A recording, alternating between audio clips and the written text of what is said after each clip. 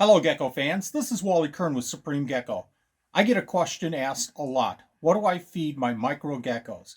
Well, today we're going to find out, but first take a look at this. When we talk about micro geckos, and especially their babies, how small of an animal are we talking about? Let's take a look at this one. I might have to put this on close-up to get a good view of this animal. This is a little viper gecko, and they are just so cute. And over here to the left is the top of a water bottle, the green one. So you can see how very, very, very small these animals are and how difficult it is to try to find food for these guys. Here's the viper gecko. How cute is that? And how small. Let's take a look at Periodora stumpi and we'll see how small they are.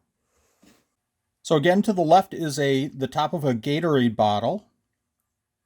And let's see if we can find one of these little stumpi here.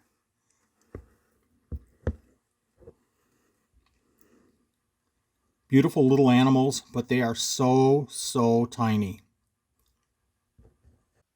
Here we are at the bug room, and I am extremely fortunate to have the room to have a bug room. Let's go ahead and take a look inside. Now this is a small room, and you've seen it before, but I'll give you a quick little view. I've got my dubias over here on my left, some peanut beetles. Let me venture back over to the right here. I have my dwarf whites, and I'll talk about them in just a moment. Up on top, some dubias in the taller containers like this, and mealworm beetles and worms in the smaller containers.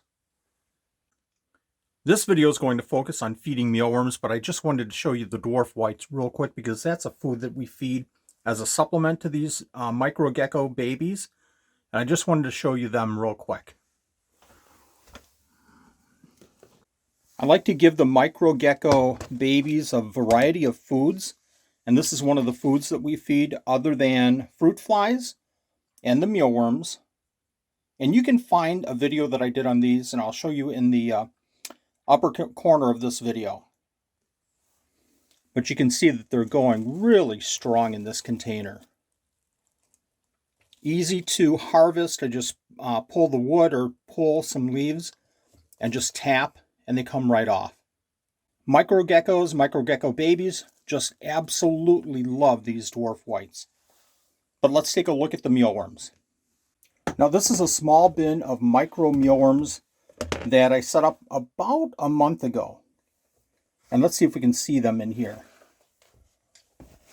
Let me pull some of the brand. This is oats and wheat. They're just going crazy in this brand.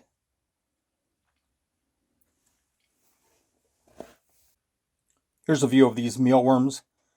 I usually let them go for about a month before I start throwing carrots in. They eat the wheat, they eat the oats until that point. So let's talk about how I get micro mealworms, and let's work our way backwards. So everything starts with worms.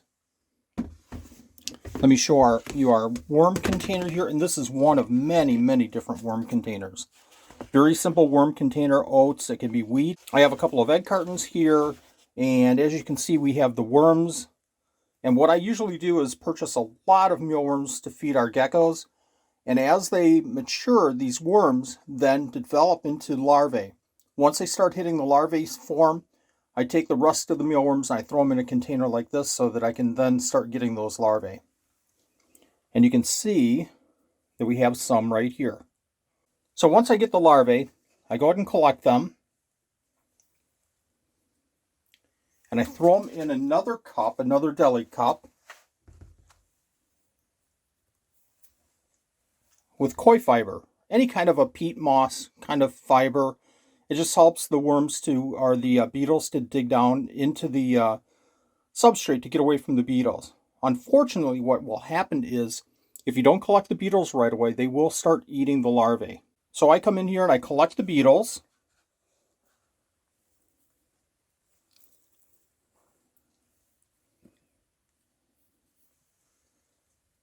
After I collect the beetles, I go ahead and put them into this beetle container. Let me go ahead and take the top off here. And I throw them in the container. And you can see this is basically set up like the last container with egg cartons.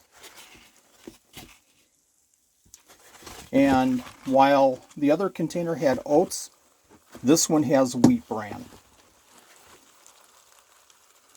Those beetles then will lay their eggs. They'll breed and lay their eggs in this wheat bran.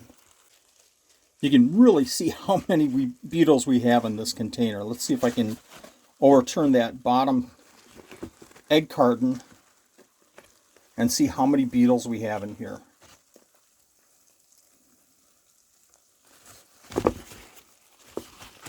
So after about a week or so in this container, I'll take all the beetles out.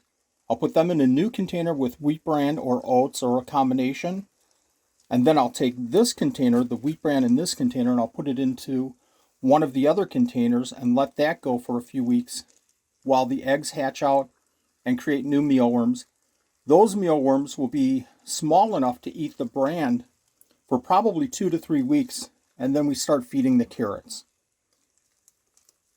So we have these containers in various stages of development, from the beetles to worms. Again, these are a little bit older. These are ready to feed, just like the bin that we just saw.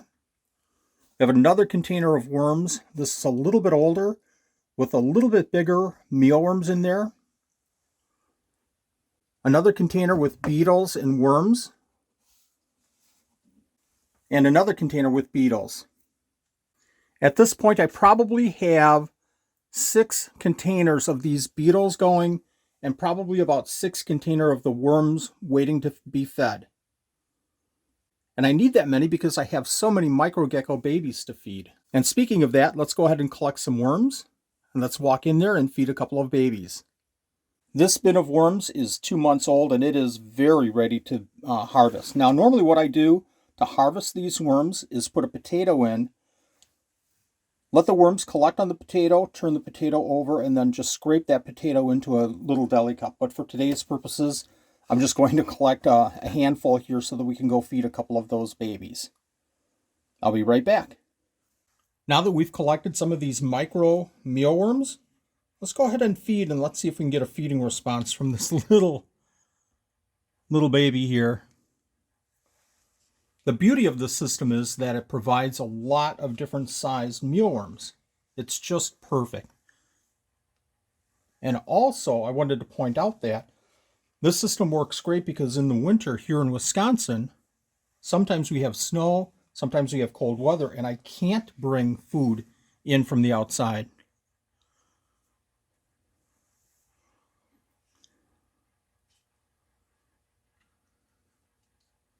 So it's always imperative to have a supply of food for these animals.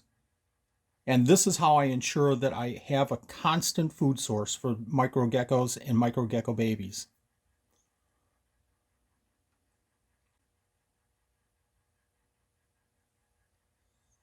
Looks like the viper gecko is enjoying its meal.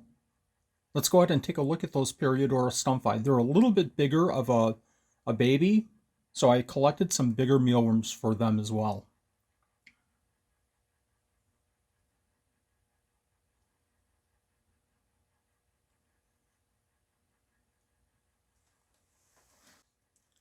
Again, these are Periodora stumpi. It looks like it has a big mealworm right by it, but I'm going to throw in a couple of smaller ones and see if we can get any kind of a feeding response. Usually they're pretty shy and don't immediately eat when I open the container, but we'll see.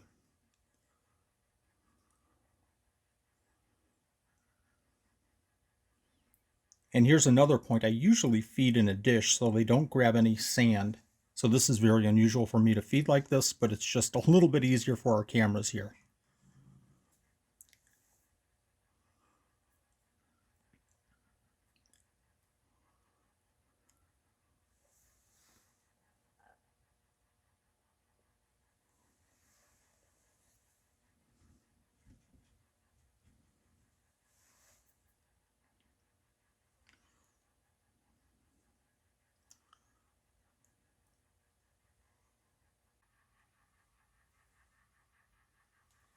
As you know, I love working with these micro geckos, and especially with their babies, they're so cute.